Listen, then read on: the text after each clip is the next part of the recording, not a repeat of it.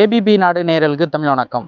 மதுரை விராதனூர் பகுதியில் வரும் 10ஆம் தேதி நாம் தமிழர் கட்சி சார்பாக மேய்ச்சல் நிலங்களை வனப்பகுதியில் மாடுகள் மேய்ப்பதற்கான தடையை நீக்குவதற்கான மாநாடு ஒன்று நடைபெறுகிறது.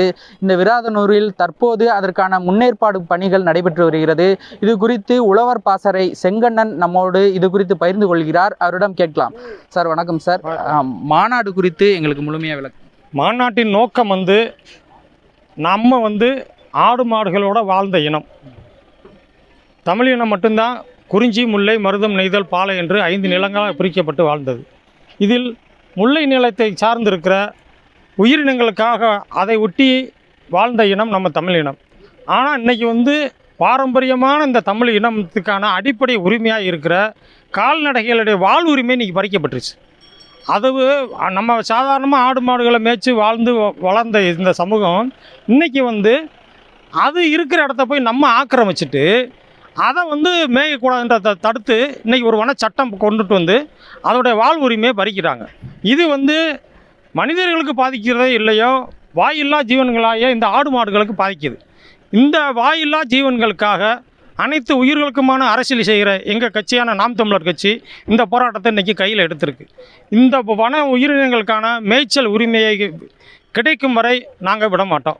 இறுதி வரை போராடி இந்த உரிமையை நாங்கள் மீட்டே தீர்வோம்.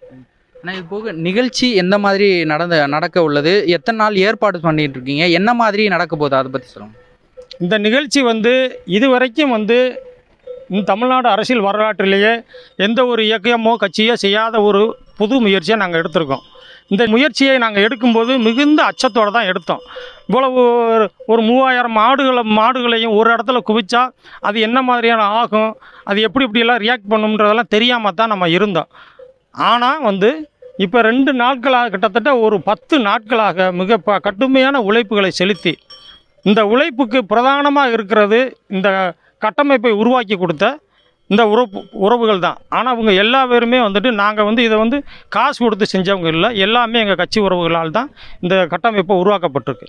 அவங்க இதை தொழிலாக செய்யாமல் தன்னுடைய அண்ணனுடைய வார்த்தைக்காகவும் நம்ம ஏந்தி நிற்கிற கொள்கைக்காகவும் இன்றைக்கி இவ்வளோ பெரிய உழைப்பை செலுத்தியிருக்கேன். கிட்டத்தட்ட 10 நாள் கடுமையான வெயில்லையும் இரவுல பணியிலையும் இருந்து இந்த கட்டமைப்பை நம்ம உருவாக்கியிருக்கோம். இன்றைக்கி நாங்கள் நேற்று இந்த மாடை புதுசாக அடைக்கும்போது கூட ரொம்ப பயந்துக்கிட்டு தான் இருந்தோம், என்ன ஆகுமோ ஏதாகுமோன்னு சொல்லிட்டு.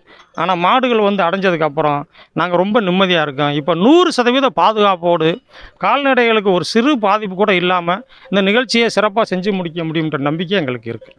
அதே போல் இந்த மாநாடு குறித்து அண்ணன் பார்வையிட்டாரா நேரடியாக? அதை பற்றி அண்ணன் கிட்டத்தட்ட அவருடைய 10 நாள் முழுக்க இதை பற்றியே சிந்திச்சுக்கிட்டு இருந்தார். என்னாச்சு என்ன செஞ்சுருக்க வச்சுருக்கேன்னு கேட்டு அவரே நேரடியாக இடத்தவே 3 தடவை பார்வையிட்டு, இப்போ அந்த வேலைகளை ஆரம்பித்ததுக்கப்புறமும் 3 தடவை பார்வையிட்டு அவருடைய நேரடி மேற்பார்வையில் அவர் கொடுக்குற முழு ஆலோசனையின் பேரில் இன்றைக்கி நாங்கள் ஒரு திட்டம் போட்டிருக்கோம். அவர் திருத்தங்கள் சொல்லி சரி பண்ணி இன்றைக்கி முழுமையடைய வச்சுருக்கிறார். அவருடைய இந்த 10 நாளும் முழுக்க சிந்தனை இந்த ஆடு மாடுகளுடைய மாநாடை பற்றி தான் இருக்குது. இந்த மாநாடோட வெற்றி எந்த அளவுக்கு இருக்கும்னு அதை பற்றி சொல்லுங்கள். அதாவது இதோட வெற்றி என்பது இந்த நிகழ்ச்சியை மக்களுக்கு உங்களை மாதிரியான ஊடகங்கள் கொண்டு போய் சேர்க்கணும். மக்களுக்கு விழிப்புணர்வு வரணும். இப்போ நாங்கள் ஒரு அரசியல் கட்சி இந்த வேலையை நாங்கள் செய்கிறோம். ஆனால் இதை மக்கள்கிட்ட கொண்டு போய் மக்கள்கிட்ட விழிப்புணர்வு மக்களும் சேர்ந்து எங்களோடு போராடினா தான் நாங்கள் நினைக்கிற வெற்றியை நாங்கள் அடைய முடியும். அதுக்கு உங்களுடைய மேலான உதவி எங்களுக்கு தேவைப்படுது.